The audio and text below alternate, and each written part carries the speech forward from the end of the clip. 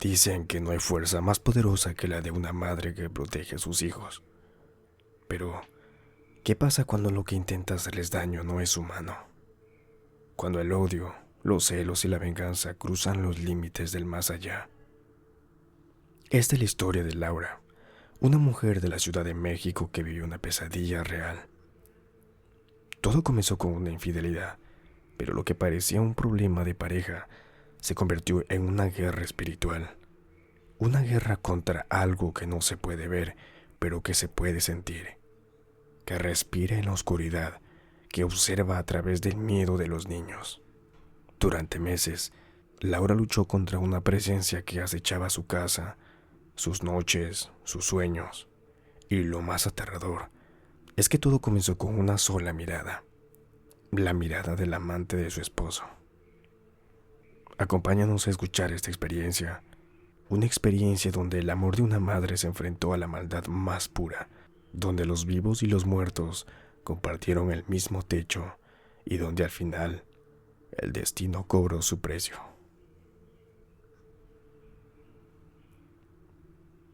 Hola, soy Laura, y lo que estoy por contarles no es cuento ni una exageración. Vivo en la Ciudad de México, en una casa modesta pero mía, donde he criado a mis dos hijos.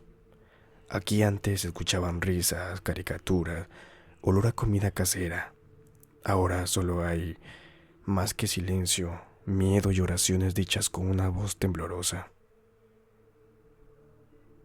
Todo comenzó hace poco más de un año, cuando empecé a notar cambios en mi esposo, Mauricio. Volvía tarde, distraído, con el teléfono en silencio. Al principio pensé que era estrés, el trabajo, la rutina, pero después lo confirmé. Tenía otra mujer, una joven que conoció en el lugar donde trabajaba. En realidad no quise hacer escándalo, pero tampoco iba a permitir que destruyera nuestra familia. Lo enfrenté, discutimos, gritamos. Él se fue una semana, luego regresó y me juró que no volvería a verla, pero era totalmente mentira. Desde entonces mi casa cambió. Las noches se volvieron pesadas. Mis hijos, Mateo y Camila, que siempre dormían tranquilos, empezaron a tener pesadillas. Mateo me decía que una mujer los miraba desde la puerta. «Mami, ella está parada», decía con los ojos llenos de miedo. Yo revisaba, pero no había nadie. En cambio, Camila, mi pequeña, ella lloraba sin razón. «Tiene los ojos rojos, mamá. No la dejes entrar».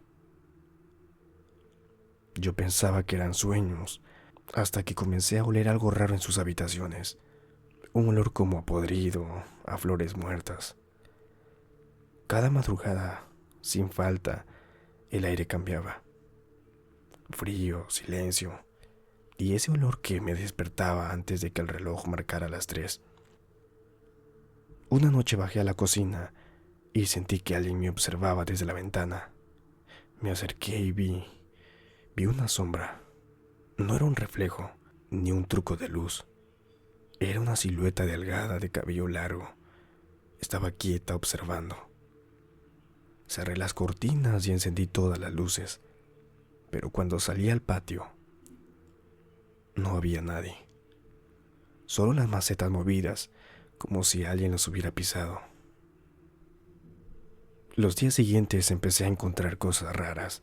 En la puerta un pequeño costal de tela con tierra, cabellos y clavos oxidados. Lo tiré sin decirle nada a mis hijos, pero esa misma noche, Camila se levantó gritando. Dijo que una mujer se le había subido encima, que no podía moverse ni respirar. Tenía moretones en los brazos. Yo dormía en el cuarto de al lado y no escuché nada, hasta que comenzó a gritar con una voz que no era la suya. Fui con una vecina, doña Teresa, que sabe muchas cosas sobre ese tema. Me dijo algo que me dejó helada.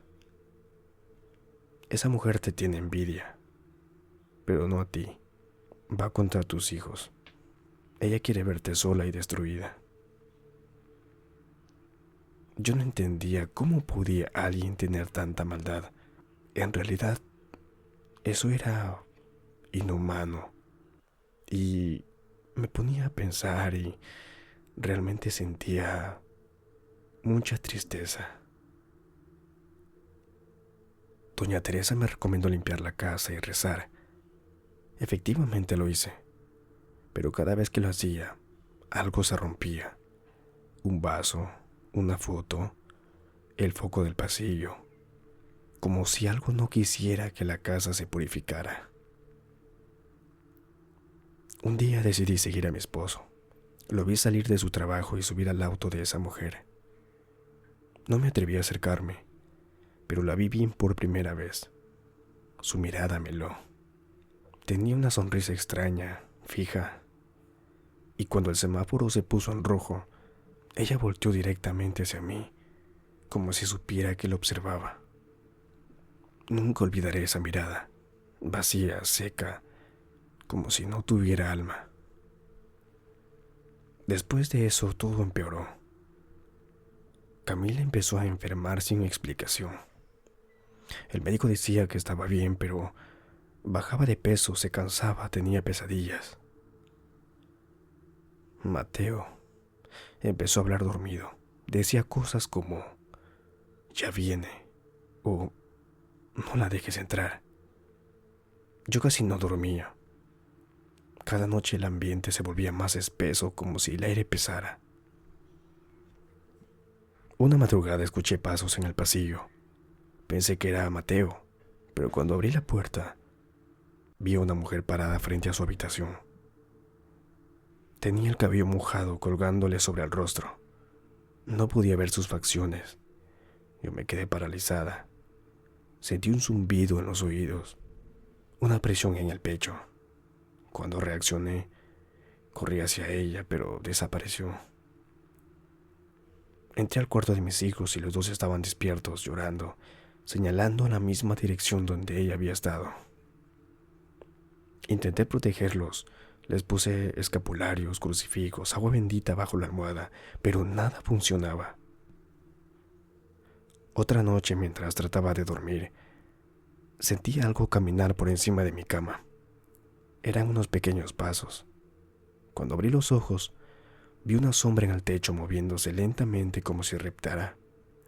Cerré los ojos, recé, pero escuché una voz de una mujer susurrándome al oído. Salté rápido de la cama y encendí la luz, y no había nadie. Los días siguientes, el ambiente en la casa era insoportable. Los relojes se detenían a las 3 de la mañana, los focos parpadeaban, los animales del vecindario no se acercaban, y mi esposo cada vez era más ausente. Cuando le conté, me dijo que estaba loca, que era ir al doctor. Hasta que una noche, mientras él dormía en el sillón, gritó desesperado. Decía que algo le jalaba las piernas. Desde ese día ya no volvió a dormir en casa. Una mañana al abrir la puerta, encontré algo que me hizo temblar. Una fotografía mía doblada y amarrada con un listón negro, cubierta de una sustancia pegajosa. En la esquina tenía una marca, como una letra o un símbolo dibujado con algo que parecía sangre seca. No la toqué. Lo metí en una bolsa y la llevé a una iglesia. El padre la miró y me dijo con tono grave: esto no viene de Dios. Esto es algo inhumano. Desde ese día, cada vez que rezaba escuchaba un llanto en la casa, a veces en el baño, a veces en la sala, y una noche, mientras sostenía a Camila, escuché claramente que me llamaron. Mencionaron mi nombre. Laura. Era mi nombre, pero no la voz de nadie que yo conociera. Era una voz muy desconocida que no podía distinguirlo exactamente de quién era. Pasaron semanas Empecé a perder la noción del tiempo. Las plantas se secaban, los espejos se empañaban solos y mis hijos dejaron de dormir del todo. Cada vez que cerraban los ojos gritaban. Decían que esa mujer entraba al cuarto, que les hablaba, que les decía que pronto se irían con ella. Una noche, desesperada, decidí quedarme despierta toda la madrugada, sentada en la sala con las luces apagadas.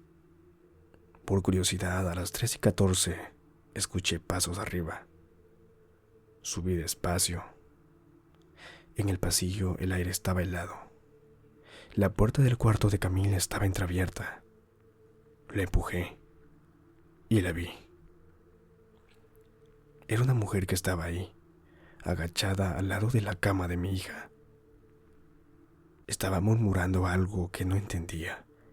Su cabello cubría su rostro, pero sus manos eran negras como quemadas. «Aléjate de mis hijos», le grité. Ella levantó la cabeza. No tenía ojos, solo unas cuencas oscuras. Soltó un chillido tan agudo que las ventanas vibraron. Corrí hacia Camila, la tomé en brazos y cuando volteé, ya no estaba. Después de esa noche no volvió a aparecer, al menos no frente a mí, pero yo sentí que algo se quedó. Los juguetes de mi hijo se movían solos, las luces parpadeaban cuando los niños dormían. A veces en las fotos apareció una silueta oscura detrás de ellos. Mi esposo desapareció. No sé si huyó por miedo o porque lo que trajo esa mujer se lo llevó. Durante meses viví con miedo, pero un amanecer recibí una llamada. Era otra compañera de Mauricio, con la que sí tenía un poco más de confianza y conversaba sobre él. Me dijo que aquella mujer, la amante de mi esposo, había muerto. Que la encontraron en su departamento sola, con la mirada fija hacia el techo, con los ojos abiertos, como si hubiera visto algo que la aterrorizó.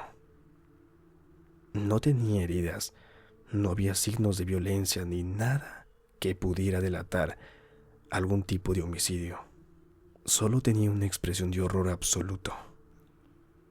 Las personas que pasaron por el lugar dijeron que habían escuchado golpes y gritos antes de que amaneciera muerta, y que el espejo de su habitación se rompió en 1000 pedazos. Cuando colgué la llamada sentí algo raro de no alivio, sino más bien como si un peso invisible se levantara de la casa. Esa noche, por primera vez en meses, mis hijos durmieron profundamente. No hubo olor, ni frío, ni sombras. El aire volvió a sentirse limpio. Al día siguiente salí al patio y vi las plantas verdes otra vez. Los pajaritos regresaron al árbol frente a la ventana. Doña Teresa vino a visitarme. Me miró y me dijo: «Te dije que todo se devuelve, Laura. Nadie puede hacer tanto mal sin pagar el precio». Yo solo asentí, no dije nada, pero esa noche antes de dormir, encendí una vela y di las gracias a Dios. Hoy mi casa volvió a ser la de antes. Mateo y Camila juegan, ríen, van a la escuela. A veces cuando los miro dormir siento que todo fue una pesadilla, pero en realidad no lo fue, porque de vez en cuando paso frente al espejo del pasillo, me parece ver algo. Una sombra fugaz, una silueta quieta. Y juro que, por momentos, me parece escucharla. Una voz suave, lejana. Todo esto terminó. O bueno, al menos ahorita nos encontramos tranquilos.